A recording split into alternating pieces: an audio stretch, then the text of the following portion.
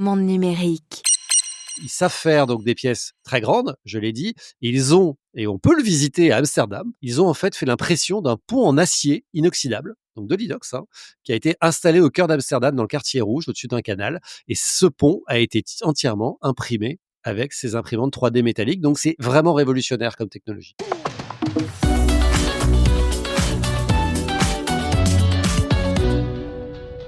Bonjour Julien Villeray, Bonjour Jérôme. directeur de l'innovation d'EDF. On se retrouve comme chaque mois dans Monde Numérique en partenariat avec EDF et on parle ce mois-ci, Julien, d'une innovation assez étonnante. On connaît les imprimantes 3D qu'on peut avoir à la maison pour imprimer des petits objets en plastique le plus souvent.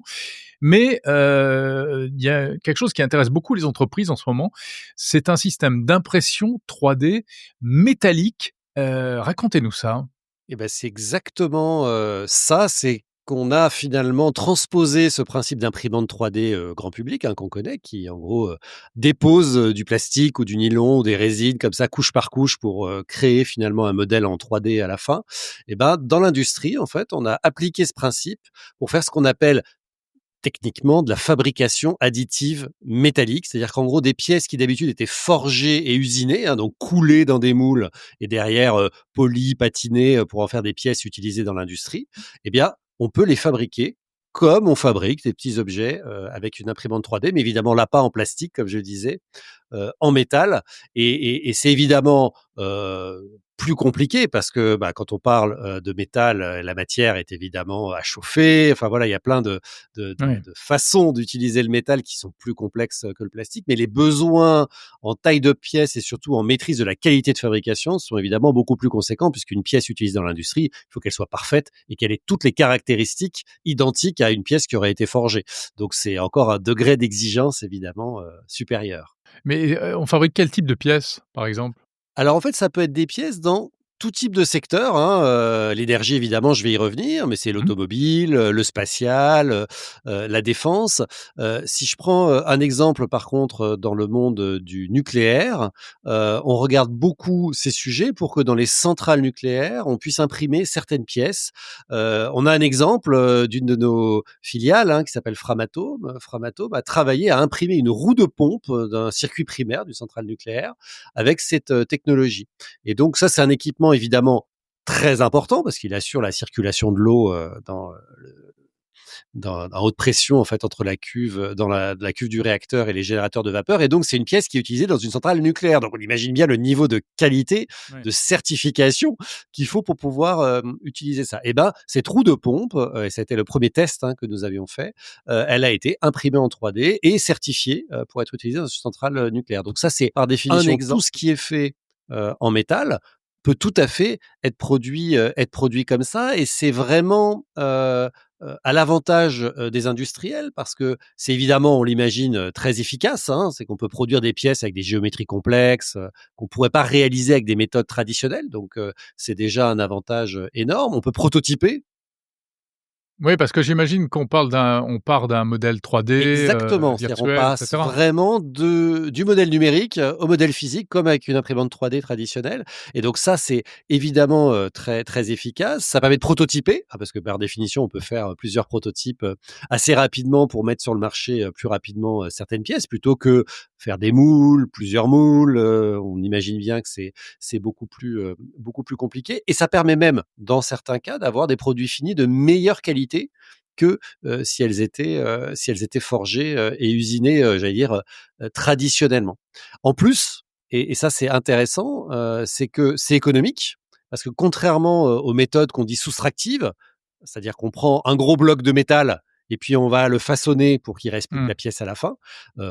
Imaginez par exemple que votre MacBook, votre ordinateur portable en aluminium, en fait à la base c'est un bloc d'aluminium qui va être usiné de façon soustractive, c'est-à-dire qu'on va enlever du métal pour qu'à la fin il ait la forme que l'on veuille. Et donc on utilise évidemment beaucoup plus de matériaux, et certains types d'alliages, il y a des chutes, mais Oui, il y certains a des types d'alliages chutes. métalliques coûtent évidemment très cher. Bah, là, c'est l'inverse. C'est-à-dire que là, on va vraiment utiliser uniquement, le matériau dont on a besoin et donc la quantité nécessaire. Donc ça réduit considérablement les déchets et donc évidemment, ça a un impact environnemental positif, d'autant qu'on ne produit plus que des pièces à la demande, hein. Donc il y a plus besoin de stock, il y a plus besoin, d'entrepôt logistique, et cetera. Donc c'est évidemment, très intéressant de ce point de vue-là. C'est vraiment révolutionnaire comme technologie. Et alors où en est-on de l'utilisation de cette technologie? C'est encore, prototypal ou, Alors, vraiment c'est maintenant totalement c'est utilisé? utilisé et il y a énormément d'entreprises, donc dans les différents secteurs que j'ai cités tout à l'heure, qui utilisent déjà, ce type de solution. Alors pas à des échelles encore, énormes, mais néanmoins, l'utilisent, font certifier les pièces parce qu'il faut savoir que dans les industries que j'ai citées, que ce soit l'énergie, la défense, l'aérien et cetera, évidemment tout ça est très régulé. Il y a des autorités de certification qui sont très pointilleuses sur la qualité évidemment des pièces, on l'imagine, qui sont utilisées et donc tout le monde essaye d'utiliser cette technologie et de faire certifier les pièces qui sont produites. Et nous, par exemple, EDF, on a investi dans la startup qui s'appelle MX3D, hein, qui fait ça. Et on a investi dans cette société qui est déjà active. Hein, c'est-à-dire que c'est une startup qui a déjà ses machines, sa technologie, qui les installe auprès d'industriels. Et donc, c'est vraiment une réalité. Je parlais de notre test avec Framatome dans le monde du nucléaire.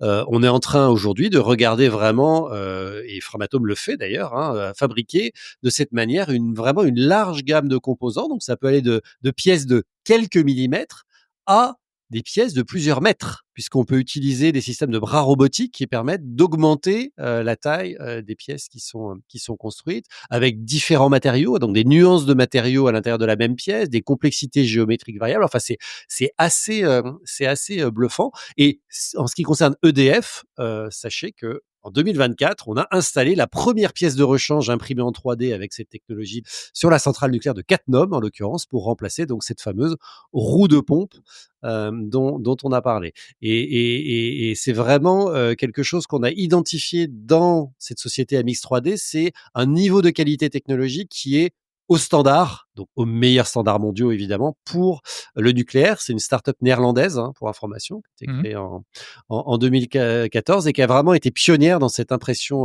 3D métallique à grande échelle, qui utilise, alors on va peut-être pas rentrer dans le détail, mais une technique qui s'appelle du dépôt d'énergie dirigé. En gros, c'est quoi? C'est on fait de la fusion directe d'une poudre et d'un fil métallique au point précis de dépôt, comme une sorte de soudure, mais de micro-soudure. D'accord. Et donc, ça permet Oui, de une sorte construire comme d'assemblage en ça. fait. Exactement. Il faudrait imaginer une sorte, voilà, d'imprimante, comme une imprimante qu'on a chez soi, avec un jet d'encre, mais qui vient poser des gouttelettes de métal les unes sur les autres et à côté des autres, pour à la fin, produire ces pièces. C'est, vraiment, vraiment bluffant et d'ailleurs, je le cite parce que, c'est quelque chose qui, nous a beaucoup, frappés quand on a regardé le marché des startups qui travaillaient sur ce type de pièces. Ils savent faire donc des pièces très grandes, je l'ai dit. Ils ont, et on peut le visiter à Amsterdam pour ceux qui ont la possibilité ou le plaisir d'aller voyager à Amsterdam. Ils ont en fait fait l'impression d'un pont en acier inoxydable, donc de l'inox, hein, qui a été installé au cœur d'Amsterdam dans le quartier rouge, au-dessus d'un canal. Et ce pont a été entièrement imprimé avec ces imprimantes 3D métalliques. Donc c'est vraiment révolutionnaire parce que il fait 12 mètres de long, 6 mètres de large et 2 mètres de haut, hein, donc environ 5 tonnes en poids. Donc voilà. Alors il a Ouais. fallu 6 mois pour l'imprimer quand même, avec 4 bras robotisés, faut être honnête, c'est long. Mais voilà, il a été inauguré en 2021 par la reine des Pays-Bas et c'est une illustration, un démonstrateur de ce qu'il est possible de faire avec ces technologies. En tout cas, pour ceux qui s'intéressent à ce sujet-là, ils pourront retrouver MX3D avec son imprimante 3D lors de Vivatech, donc ce qui est du Mmh. 11 au 14 juin cette année.